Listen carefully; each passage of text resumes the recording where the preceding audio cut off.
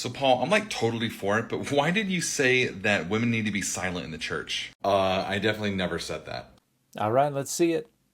Have you not read your own words? It literally says right here, 1 Corinthians 14:34, the women should keep silent in the churches, for they are not permitted to speak, but should be in submission, as the law also says. If there's anything that they desire to learn, let them ask their husbands at home, for it is shameful for a woman to speak in church. Not this again. Okay, what does it say right after that? The next verse says, or was it from you that the word of God came, or are you the only ones that it reached? Okay, so what? So what do okay. Deep breath. Okay, look, I get it. This was back then. You don't understand the context behind what is going on. Okay, I was actually quoting the Corinthian mindset here about women's roles in church. And then when I say, what did the word of God originate with you? These are actually sarcastic jabs at them. It's a rhetorical technique that the Greeks would have understood. I'm actually undermining their way of thinking about women's role in the church. So this is certainly not an uncommon way among scholars to try to account for the peculiarities of this particular passage in 1 Corinthians 14. But it's not the only way, and I don't think it's the most likely way. But before I talk about some of the different ways that scholars have accounted for these peculiarities, I want to talk about the peculiarities themselves. And to do that, I want to go to Joseph Fitzmyer's 2008 Anchor Yale Bible Commentary on 1 Corinthians. And when we go down to the discussion on this passage, at the top of this box it says, these verses are, however, the subject of much controversy because of several difficulties that one encounters in this passage. 1. The verses interrupt the discussion about speaking in tongues and prophesying, to which Paul returns in verses 37 through 40. 2. The prohibition of women speaking in church seems to counter what Paul has already admitted in 11:5, where he spoke of a woman who prays and prophesies in a common worship service, even though he criticized one who did so with uncovered head. Perhaps, too, it runs counter to the all used of prophecy in 14:31. 3. The allusion to the law in verse 34 is a most unusual way of arguing for Paul. 4. In verse 36, although you, himon, himas, could be either masculine or feminine, in the second question it is modified by a masculine adjective, monus, alone, which raises a question about who is meant by you. 5. Some manuscripts of the Western text tradition, some forms of the Vedas Itala, and some patristic or medieval writers read verses 34 through 35 after what is now 1440. 6. This prohibition of women speaking in church is similar to 1 Timothy 2:11 through 12.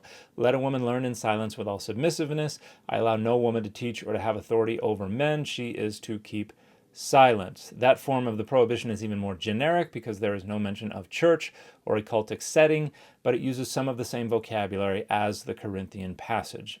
7. The nature of verse 36, which is sometimes separated from verses 34 through 35 and sometimes related to them, is just as problematic as verse 33b, which leads to, because of such difficulties, there are 5 main ways in which this passage has been interpreted. And I'm not going to read all of these, but I will summarize.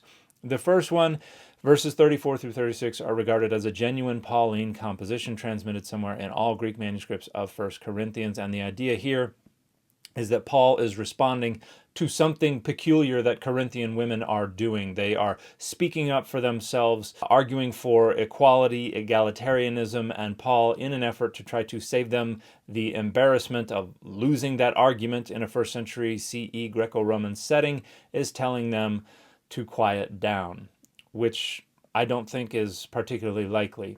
Second main way, verses 34 through 35 are Pauline, but stem from a letter different from that in which chapter 11 would have appeared. In other words, 1 Corinthians was one letter, and then later on Paul wrote another letter, and a part of that letter, which is addressing a different issue in a different context, was then added to the first letter. And that juxtaposition of the two different exhortations coming from different contexts makes them seem a little out of place. Main way number 3, verses 34 through 35, are said to be a post-Pauline interpolation stemming from the same milieu that produced 1 Timothy 2:11 through 21, with even some of the same vocabulary. This is actually the conclusion I find most likely, but it is a complex discussion. Main way number 4, verses 34 through 35, are not a post-Pauline interpolation, but a paranesis added by Paul in a marginal note at 1433a, which he considered appropriate to his concern about proper order in the Christian community. In other words, after the letter was done, Paul came in and wrote a little note here that later on got worked into the main body of the text. Main way number 5, verses 34 through 35, are considered to be a quotation of what some Corinthian Christian men have been maintaining against women who have been speaking out in cultic assemblies. And this is the 5th and final one, and this is the one that the video to which I'm responding is advocating for. Now, if you would like to see some recent open access scholarly arguments about the two main resolutions in question, the interpolation theory and the quotation theory, Joseph Wilson, and I think this is from 2022, argues for the quotation theory, suggesting that the later manuscripts where this passage is moved later in the chapter indicate that the scribes were trying to move it so that it would not be understood as a quotation, but understood in a different way.